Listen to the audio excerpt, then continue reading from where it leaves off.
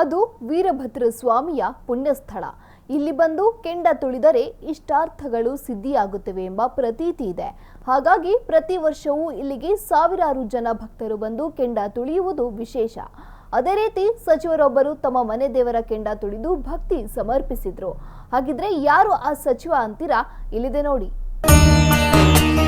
ಕೆಂಡ ತುಳಿದು ಭಕ್ತಿ ಸಮರ್ಪಿಸಿದ ಸಚಿವ ಎಸ್ ಮಲ್ಲಿಕಾರ್ಜುನ್. ಸಚಿವ ಎಸ್ ಮಲ್ಲಿಕಾರ್ಜುನ್ಗೆ ಮಕ್ಕಳು ಸಾರ್.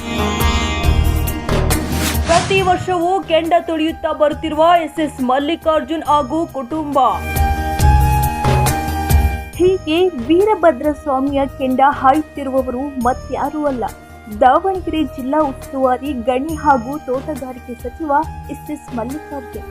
ಮಲ್ಲಿಕಾರ್ಜುನ್ ಅವರ ಮನೆ ದೇವರಾದ ವೀರಭದ್ರ ಸ್ವಾಮಿಯ ಕೆಂಡ ಇಂದು ಇದ್ದು ಅವರು ಕುಟುಂಬ ಸಮೇತ ದೇವರ ದರ್ಶನ ಪಡೆದು ಕೆಂಡ ತುಳಿದರು. ಮಲ್ಲಿಕಾರ್ಜುನ್ ಅವರೊಂದಿಗೆ ಮಕ್ಕಳು ಕೂಡ ಕೆಂಡ ತುಳಿದು ಭಕ್ತಿ ಸಮರ್ಪಿಸಿದರು. ಪ್ರತಿ ವರ್ಷವೂ ಮಲ್ಲಿಕಾರ್ಜುನ್ ಕೆಂಡ ತುಳಿಯುತ್ತಾ ಬರುತ್ತಿದ್ದಾರೆ. ಆದರೆ ಈ ವರ್ಷ ಸ್ವಲ್ಪ ವಿಶೇಷ, ಏಕೆಂದರೆ ಲೋಕಸಭಾ ಚುನಾವಣೆಗೆ ಕೆಲವೇ ದಿನಗಳು ಬಾಕಿ ಉಳಿದಿದ್ದು ಪತ್ನಿ ಪ್ರಭಾ ಮಲ್ಲಿಕಾರ್ಜುನ್ ಸ್ಪರ್ಧೆ ಮಾಡಿದ್ದು ಪತ್ನಿ ಗೆಲ್ಲಲಿ ಎಂದು ಮಲ್ಲಿಕಾರ್ಜುನ್ ದೇವರನ್ನ ಪ್ರಾರ್ಥಿಸಿ ಕೆಂಡ ಹಾಯ್ದರು.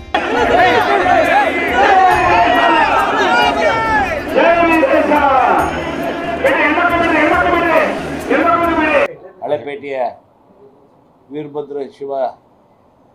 ವೀರಭದ್ರೇಶ್ವರ ರಥೋತ್ಸವ ಮತ್ತು ಗುಗ್ಗಳ ಕಾರ್ಯಕ್ರಮವನ್ನು ಭಾಳ ವಿಜೃಂಭಣೆಯಿಂದ ನೆರವೇರಿಸಿದ್ದಾರೆ.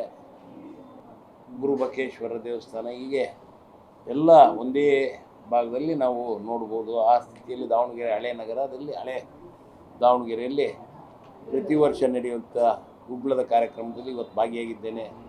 ದೇವರ ಒಂದು ಆಶೀರ್ವಾದ, ಒಳ್ಳೆಯ ಆಶೀರ್ವಾದವು ಸಿಗಲಿ, ದಾವಣಗೆರೆ ಮತ್ತು ರಾಜ್ಯದ ಜನತೆಗೆ ಒಳ್ಳೆ ಮಳೆ ಬೆಳೆ ಆಗಲಿ ಅಂತ ಭಗವಂತನಲ್ಲಿ ಪ್ರಾರ್ಥಿಸಿ, ಮತ್ತು ಈ ಚುನಾವಣೆ ಹತ್ತಿರ ಬರ್ತಾ ಇದೆ.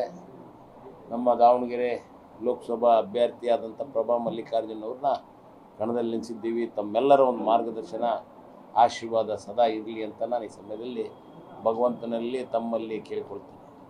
ವೀರಭದ್ರ ಸ್ವಾಮಿಗೆ ಹರಕೆ ಕಟ್ಟಿಕೊಂಡು ಕೆಂಡ ಹಾಯ್ದರೆ ಇಷ್ಟಾರ್ಥಗಳು ಸಿದ್ಧಿಯಾಗುತ್ತವೆ ಎಂಬುದು ಇಲ್ಲಿನ ಭಕ್ತರ ನಂಬಿಕೆ. ಹಾಗಾಗಿ ಎಸ್ ಮಲ್ಲಿಕಾರ್ಜುನ್ ಸುಮಾರು ವರ್ಷಗಳಿಂದ ಇಲ್ಲಿ ಕೆಂಡ ಹಾಯುತ್ತಾ ಬಂದಿದ್ದಾರೆ. ಅಲ್ಲದೆ ವೀರಭದ್ರ ಸ್ವಾಮಿಗೆ ಕುಟುಂಬ ಸಮೇತ ಪೂಜೆ ಸಲ್ಲಿಸಿ ಭಕ್ತಿ ಸಮರ್ಪಿಸಿದ್ದಾರೆ. ಇವತ್ತಿನ ದಿನ ವೀರಭದ್ರೇಶ್ವರ ಸ್ವಾಮಿ ಗುಗ್ಗಳ ಇತ್ತು. ಮನೆಯವರು ಆಮೇಲೆ ಮಕ್ಕಳೆಲ್ಲ ಕೆಂಡ ತುಳಿದಿದ್ದಾರೆ. ನಾವು ಹೋಗ್ಬಿಟ್ಟು ದೇವರ ಆಶೀರ್ವಾದ ಪಡ್ಕೊಂಡ್ವಿ. ಈ ಬಾರಿ ಒಳ್ಳೆಯ ನಮ್ಮ ಜನತೆ ಕೂಡ ಅರ್ಥ ಮಾಡ್ಕೊಂಡು ವೋಟ್ ಮಾಡಲಿ ಅಂತ ದೇವರಲ್ಲಿ ಬೇಡ್ಕೊಂಡು. ಒಟ್ಟಿನಲ್ಲಿ ಸಚಿವರೊಬ್ಬರು ಕೆಂಡ ಹಾಯುವ ಮೂಲಕ ಹರಕೆ ಕಟ್ಟಿಕೊಂಡಿದ್ದು ವಿಶೇಷವಾಗಿತ್ತು. ಏನೇ ಆಗಲಿ ಈ ಬಾರಿಯ ಚುನಾವಣೆಯಲ್ಲಿ ವೀರಭದ್ರ ಸ್ವಾಮಿ ಹರಕೆ ಫಲಿಸುತ್ತಾ ಎಂಬುದನ್ನು ಕಾದು ನೋಡಬೇಕಿದೆ. ಕ್ಯಾಮ್ರಾ ಪರ್ಸನ್ ಮಂಜುನಾಥ್ ಜೊತೆ ಹನುಮಂತರಾವ್, ಒನ್ ಕನ್ನಡ ನ್ಯೂಸ್, ದಾವಣಗೆರೆ.